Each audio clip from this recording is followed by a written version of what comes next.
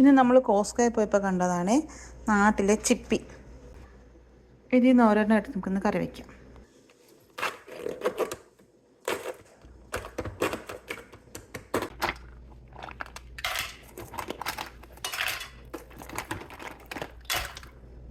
ഇനി നല്ലോണം ഒന്ന് കഴുകിയെടുക്കാം.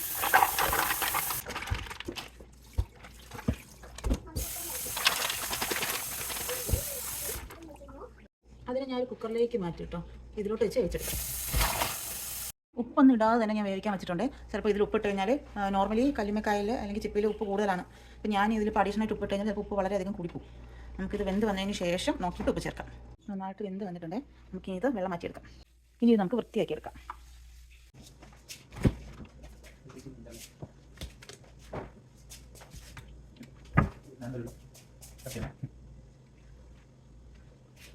പിന്നെ വൃത്തിയാക്കേണ്ട കാര്യങ്ങളൊന്നും അറിഞ്ഞു കേട്ടോ. ഇതിനകത്തുള്ള ഒരു മുടിയുടെ സാധനം എടുത്ത് കളഞ്ഞിട്ടുണ്ട് നോർമലി.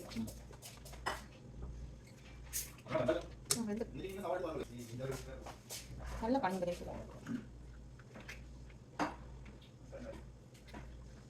അത് ക്ലീൻ ചെയ്തെടുത്തപ്പോൾ എനിക്ക് ഇത്രയും ഫ്രഷാണ് അതിൽ നിന്ന് കിട്ടിയത്. ബാക്കിയെല്ലാം അത് വേസ്റ്റിൽ പോയിട്ടുണ്ട്. ഇത്രയും ഫ്രഷ് എനിക്ക് ക്ലീൻ ചെയ്തെടുത്തപ്പോൾ കിട്ടി.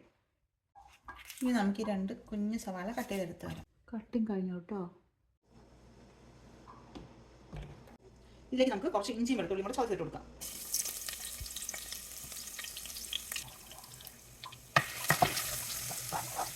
ഇതിലേക്ക് നമുക്ക് സവാള ചേർത്ത് കൊടുക്കാം.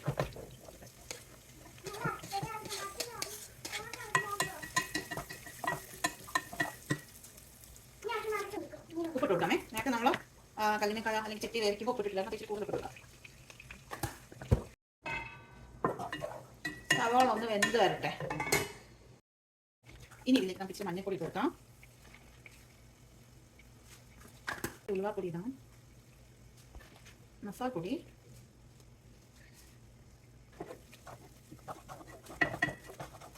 ഇനി ഇച്ചിരി കുരുമുളക് പൊടി ഇട്ട് കൊടുക്കാം. വൃത്തിയാക്കി വെച്ച് ചിപ്പിയിലേക്ക് ചേർക്കണം.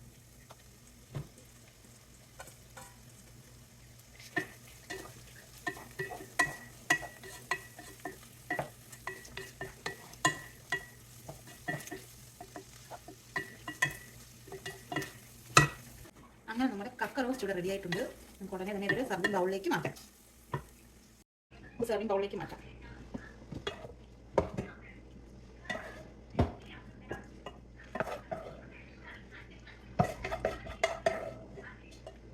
അങ്ങനെ നമ്മുടെ കക്ക റോസ്റ്റ് ഇവിടെ റെഡി ആയിട്ടുണ്ട്.